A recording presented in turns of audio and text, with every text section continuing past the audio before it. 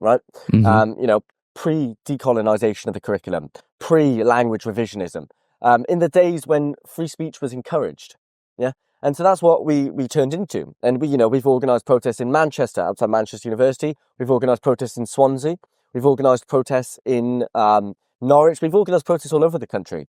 And these are from different topics. So some of them about female spaces. We want to keep men out of female changing rooms. Some of them Mm-hmm. are about free speech, like in Manchester University, where that university conspired against the non-woke student to have him expelled.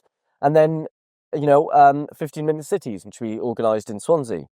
And along the way, we started getting these massive counter-protests.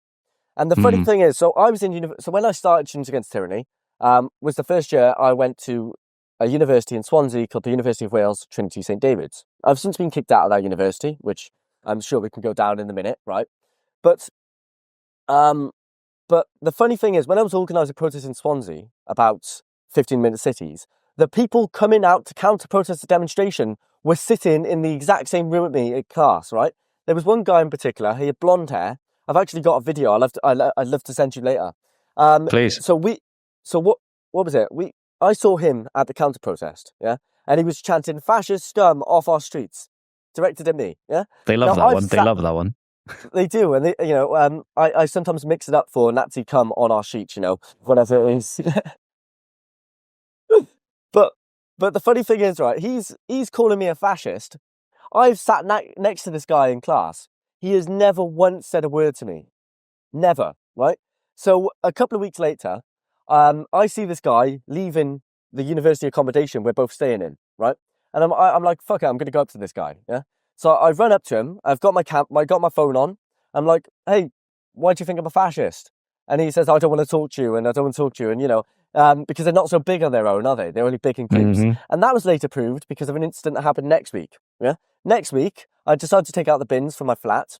So I walked downstairs out into the outside area, and he's with his group of friends, and they're in the corner. They're laughing and they're shouting slurs at me that I'm a fascist and all this. So they're only big when they're in groups, yeah. But this is I just find it absolutely astonishing that these people will sit in the same class as me, not say a word, and then they're more than happy to call me a fascist at a counter demonstration, right? Mm.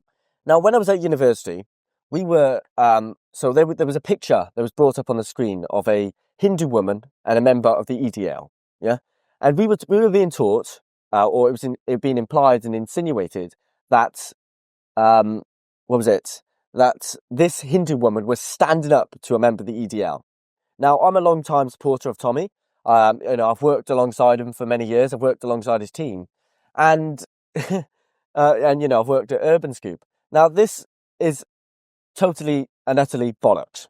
Yeah, the EDL they had a Hindu section, they had a Sikh section, they even had an LGBT section, right? So if anyone's going to throw, and the slogan was literally "Black and white unite, unite the colours, unite the faith." Yeah, so so I took a 2-second video clip of this because it's not true what the picture was, what they were insinuating through this picture, right? All that was happening is they were having a discussion, a debate, which needs to be had in society, free speech. Absolutely. And I took a 2-second video clip, right? No one's face was in it. You couldn't hear anyone speaking. It was just me slowly zooming into the screen, what was being shown. And I put this out on social media. I sent it over to Tommy's team, who also put it out. And next thing you know, I'm being pulled into a disciplinary meeting. I'm being told I'm not allowed legal representation because I was, I tried to bring along Niall McRae from the Workers of England Union. I was told I wasn't allowed any representation and I could be kicked out. Right? Luckily, I wasn't kicked out over that, but I was kicked out later on. So they were trying to kind of target me from the start. But actually, later on, I sent off a subject access request to my university to get the emails about me. I'll put these out on my social media. I'll send them to you as well. And in these emails, they're looking for any excuse possible to kick me out. Yeah. So when I got arrested for the Kingdom of Sweets thing, so anyone who's not aware, Kingdom of Sweets is a child sweetie shop that was selling sex toys out in the open for children to grab. Me and a group of activists went in, including Sasha Brown from Banners and Bridges, and we went in multiple times. We took it off the shelves. I got arrested for criminal damage. Yeah. Now they were talking about that, and they thought I got arrested in Oxford, which isn't true. That's not what happened. And they were talking about that, and they were trying to find ways that they could kick me out. So this was going on for a while. Now, what I was actually kicked out for was that I was given a wrong date to submit work. Yeah. And so I submitted the work a week later, right? A week later because of a wrong date I was given. I've got proof that they gave me the wrong date, but they still kicked me out anyway. Yeah. So, so that's kind of my story there with Students Against Tyranny. But moving on. So when I got kicked out, I know I'm sorry if this is running along a little bit, but there's so much to get into. Please do, please do. Thank you, mate. So when I got kicked out, and audio and video still working okay? Yeah, perfect. I love it. You ever had it in Joe Rogan where they leave the comments being like, it was nice to see like Joe Rogan as the guest on his own podcast? I'm loving this. I'm making notes as we go along. I'm loving this. Just keep the idea stream coming. Cheers, mate. So when I was kicked out, it was a very dark time in my life. Yeah, very dark time. Now, I don't know if many of you got experience in, many viewers or you in particular have got experience in trying to get a job in the modern epoch. Yeah, it's incredibly difficult.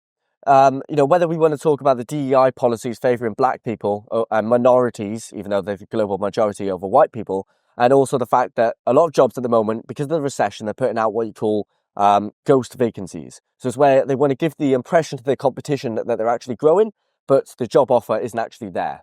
Yeah. So I spent ages trying to find a job, and I was completely unable to. When I was living, I moved back in with my parents at this point, and this is when I was like, I can't live with my parents forever. Yeah. So I messaged quite a few of my friends, and I found somewhere to live in Sudbury, right? In Suffolk. And I've never told anyone I lived in Sudbury, but there you go. And what was it?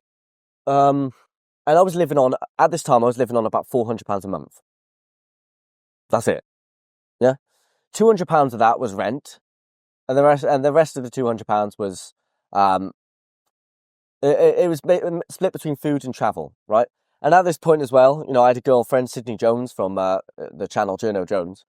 And so having a girlfriend, I'm sure you can imagine how expensive that is. And I only lived on £400 a month. But luckily, she supported me through it. And, she was very understanding of the fact that at the time, I didn't have much money, right?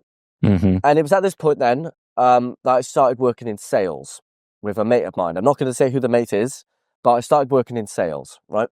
And I was absolutely rubbish in it. Rubbish. I could not sell, right?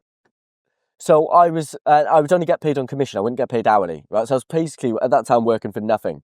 And then on the side, I was writing my book, which I haven't continued writing in a while, but it's about 60,000 words at the moment. So what I did, I remember Sydney, my girlfriend, coming round, and I remember us, like, some nights I'd be really stressed about my future and not knowing what I was going to do. And so I remember calling absolutely everyone, seeing if there was any other job I could get. And eventually I found a job working with Vox Populi. Now, at this time, as you know, I also mentioned I work with Urban Scoop. So with Urban Scoop, it's very much freelance. If they need a video done, they'll message me. They'll tell me what they want me to do. I'll say, yeah, this is my day rate, blah, blah, blah. And so, that's how it works with Urban Scoop. Now, with Vox Populi, it's a little bit different. I submit videos. I'm now a video editor and a cameraman for them as well. I set up all their lighting and that kind of stuff as well.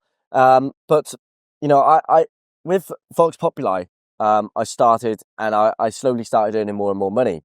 And luckily that took me out of that debt. And now I'm in a much better position. I've moved up to Cambridge now. So that's where I live now, is in Cambridge.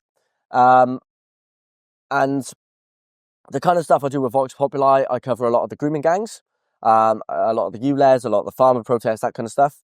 My big thing at the moment is that, Callum Smalls recently filmed a documentary in Sweden. I edited that. And so I've been editing that for the past couple of weeks. That's going out in a couple of days, I think. And what else have I been doing? Oh yeah, I've been doing my Rochdale stuff. So I went down to Rochdale. I did a little documentary. I'm not going to say exactly what it's on yet, but I'd love to send it to you when it comes out, because thank you. The story that we got is quite big. It's breaking news, and so once that documentary is finished, it's going to be good. And I mean, so I walked around Rochdale town centre with Billy Howarth from Parents Against Grooming. We did a little tour. He showed me the area, and then I did a tour of Oldham, which is another grooming gang hotspot, with John Lawrence as well. So that's the kind of stuff I do now, is journalism on the side. And Students Against Tyranny then as well. So when we started, we obviously it was quite a slow build, Eventually, we built up to about, at the height of COVID, I want to say it was about 400 to 500 members, right? That then, after COVID ended, as numbers did with absolutely everything, it dropped down to about 3. It was me, Sydney, and Wes. Yeah? Slowly then, we built it back up. At the moment, currently on the website, it's about 180 to 190 members, and that's for this semester. So the way it works is that university students, they come in, and then when they leave university, they leave Students Against Tyranny. But they can stay until they're 25 if they wish to, right? And so every year, we get rid of members and new members join. And so at the moment, it's at about 180 to 190. And, we've been organising, our main one at the moment is organising protests in Norwich.